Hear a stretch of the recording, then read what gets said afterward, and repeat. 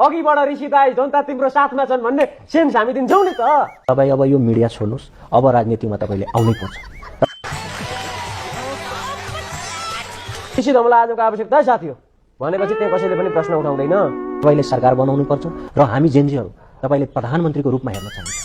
हामी सिंहदरबारमा ऋषि धमला पठाउन चाहन्छौँ। एकपटक त सिंहदरबारको रोस्टमले ऋषि धमला खोजेको छ। ऋषि दाईले राष्ट्रिय राजनीतिमा सुपर नायक, ऋषि दाई आफैमा सुपर नायक हो। पुरै मध्य प्रदेशवासीले एउटा आशा राखेर बसिरहेछन् यहाँ ऋषि धमलाजी आउँछ अनि केही गर्छ भनेर। आजको दिनमा लाखौं पब्लिकहरू तपाईँको साथमा छ।